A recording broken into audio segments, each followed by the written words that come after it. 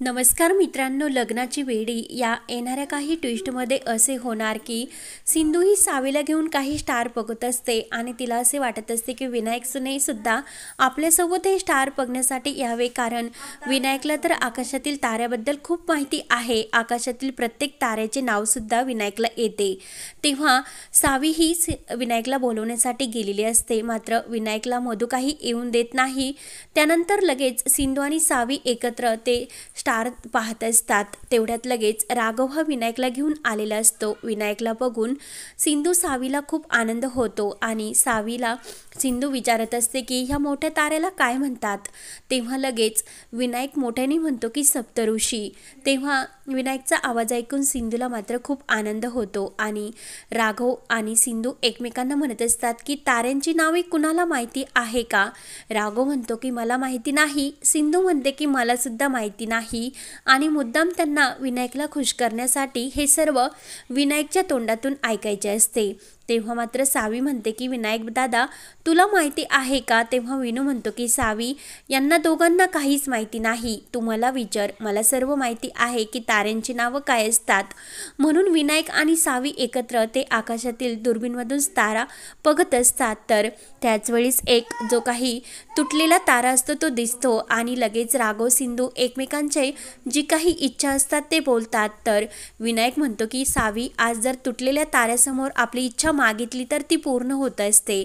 सावी म्हणते की हे ताऱ्या, माझ्या आईबाबांना लवकरच एकत्र येऊन दे आणि आमच्या विनू दादाला सुद्धा. तेव्हा सिंधू म्हणते की माझा विनायक लवकरच माझ्याजवळ येऊन दे आणि आमचं कुटुंब पूर्ण होऊन दे आणि हे कुटुंब राघवसहित आनंदात राहून दे.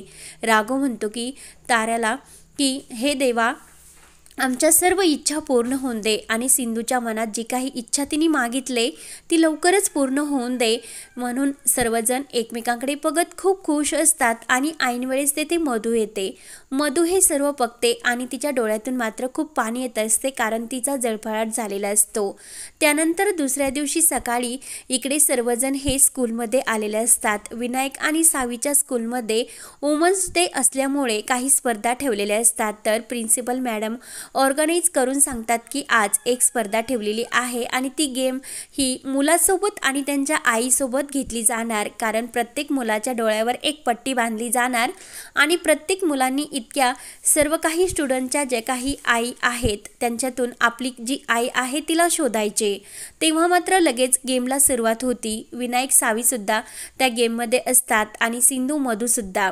तेव्हा सर्वजण खूप टाळ्या वाजवत असतात. तर लगेच इकडे सिंधूजवळ एक मुलगी येऊन उभी राहते आणि ती म्हणत असते की आई, तू माझी आई आहे का. सिंधू म्हणते की बाळा, मी तुझी नाही आई, कारण ती दुसऱ्याच एका आईची मुलगी असते.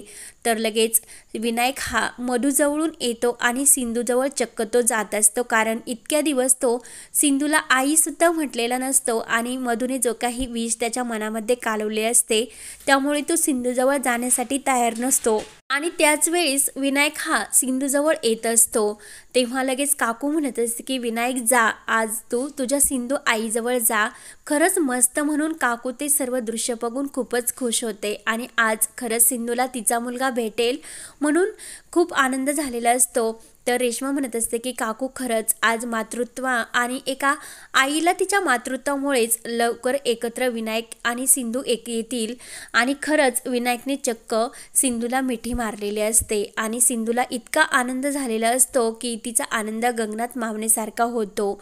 तर विनायकसुद्धा प्रेमाने सिंधूला मिठी मारतो. मधू सर्व हे दृश्य बघून खूप रडत असते आणि ती लगेच विनायकला आवाज देण्याचा प्रयत्न करते. काकू म्हणत असते की खरंच एका आईला तिचा आज मुलगा मिळाला, यापेक्षा आनंद मला दुसरा कोणीच नसेल. तेवढ्यात एक माणूस असतो, तो गुंडांनी पाठवलेला असतो आणि तो सिंधू विनायकच्या सोबत जो काही मिठीतला फोटो आहे तो आपल्या मोबाईलमध्ये कॅप्चर करतो. तेव्हा मात्र इकडे मधू लगेच विनायकला आवाज देते आणि विनायक, मी इकडे आहे, तुझी आई ती नाही असे बोलते. तेव्हा विनायक आपल्या डोळ्यावरची पट्टी काढतो आणि सिंधूकडेच बघत असतो. सिंधूच्या डोळ्यातून जे काही पाणी येत असते ते बघून विनायकला सुद्धा खूप वाईट वाटते. तर लगेच तो मधूकडे येतो आणि मधूला मिठी मारतो.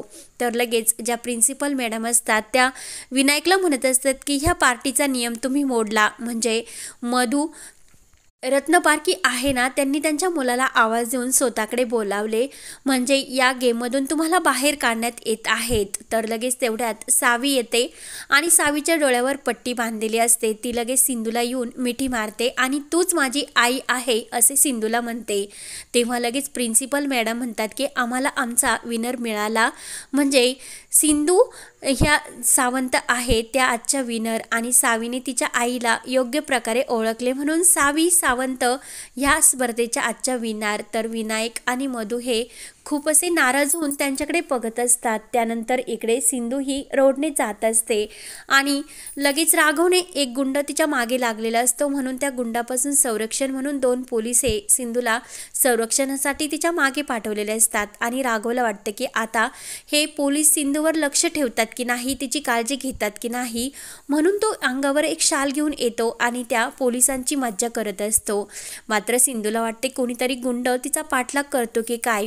तेव्हा सिंधू थांबते तर लगेच तो गुंड मागून येतो आणि सिंधूच्या अंगावर मुद्दाम काठी टाकणार, कारण तो राघव असतो. तेव्हा सिंधू लगेच तीच काठी घेते आणि लगेच त्याला चांगली झोडपून काढते. तेव्हा ते पोलीस धावतच येतात आणि हे यशवी राघव सर आहे असे बोलतात. तेव्हा राघव म्हणतो की सिंधू काय करतेस तू, मी हे सर्व तुझ्या संरक्षणासाठी करतो, तुझ्या काळजीपोटी. सिंधू म्हणत असते की राघव सर मी लहान बाळ नाही, पण तुम्हाला खरंच किती लागले असेल, म्हणून सिंधूला हसू सुद्धा येत असते. त्यानंतर इकडे काकूही सावीला घेऊन गाडीतून येत असते आणि काकू म्हणते की आज तू जी काही स्पर्धा जिंकली ना, त्यामुळे तुला ही 2000 रुपयाची नोट परत माझ्याकडून. तर सावी म्हणत असते की काकू मी ह्या पैशाचं काय करू, ऑलरेडी तुम्ही मला जेव्हा घरी आला होता तेव्हासुद्धा 2000 रुपयाची नोट दिली होती आणि ती नोट माझ्याजवळ अजूनसुद्धा जपून आहे. तेव्हा काकू म्हणते की तू आज जे काही कॉम्पिटिशनची स्पर्धा जिंकली ना, मग तू आज तुझ्या आईला, बाबांना, विनूदादांना एक मस्त अशी पार्टी दे, त्यांना डिनरला घेऊन जा. तेव्हा सावी म्हणते की खरंच काकू, मोठी आजी तुम्ही हे बोलतात का, आणि खरंच मी त्यांना आज पार्टीज देते. तर काकू म्हणते की सावी हो, तू प्लीज त्यांना कुठेतरी बाहेर डिनरला घेऊन जा आणि मी तुला त्यासाठी पूर्णपणे मदत करते आणि हे पैसे तुझ्या कॉम्पिटिशन विजेत्याचे म्हणजे स्पर्धा जिंकल्याचे आहे. ऋतुजा म्हणते की काकू हे काय बोलता तुम्ही. तर काकू म्हणते की ऋतुजा तू शांत हो. त्यानंतर इकडे राघव आणि सिंधू घरी येतात. तर राजश्री म्हणते की राघव काय झाले. राघव म्हणत असतं की वाटेत मला एक मांजर भेटली होती आणि त्या मांजरीने मला खूप मारले. तर सिंधू ही हसतच राघवकडे बघत असते. त्याच वेळी सावी ही खूप छान मस्त तयार होऊन बाहेर येते आणि ती राघवला म्हणत असते की मी खरंच किती छान दिसते. राघव म्हणतो की एकदम परीसारखी दिसते माझी मुलगी, म्हणून तो सावीचा पापा घेतो. सावी म्हणत असते की आज बाबा तुम्ही, विनूदादा, मी आणि आपण सर्वजण डिनरला जाणार आणि जेवणाचे सर्व पैसे मी देणार. तेव्हा लगेच जे काही स्कूलमध्ये घडलेले आहे ते सर्व सावी ही राघवला सांगते. राघव म्हणत असतो की तुझी आई डिनरसाठी तयार होईल का. तर सिंधू तयार होते. तर लगेच सिंधू म्हणत असते की विनायक दादा येईल का. तेव्हा राघव हा विनायकला बोलवण्यासाठी रूममध्ये जातो. तर विनायक काही येण्यासाठी तयार नसतो, कारण सिंधू त्यांच्याबरोबर असते म्हणून. तेव्हा राघव आणि सिंधू आणि जी काही सावी आहे ते डिनरला एका हॉटेलवर मस्त जातात. तर राघवने ही सावीकडे एक साडी दिलेली असते आणि तू तुझ्या आईला हे गिफ्ट म्हणून दे, माझं नाव प्लीज सांगू नको, असं तो सावीला म्हणत असतो की. तेव्हा सावी म्हणते की मी तर स्पर्धा जिंकले आणि मग जे काही सरप्राईज आहे ते आईला का. तर राघव म्हणतो की आपल्या आईला कधीही काही भेटत नाही, म्हणजे तिला कोणी सरप्राईज देत नाही, त्यामुळे सावी हे सरप्राईज तू दिले असे सांग. तेव्हा मात्र सिंधू ती साडी बघून खूपच खुश होते आणि शेवटी सिंधू, सावी आणि राघव एका हॉटेलवर मस्त असा आनंद लुटत असतात आणि शेवटी काकूने यांना फॅमिलीला एकत्र आणलेलेच असते. तेव्हा आता पुढे काय काय होत राहणार हे पाहण्यासाठी आपल्या चॅनलला नक्की सबस्क्राईब करत राहा. धन्यवाद.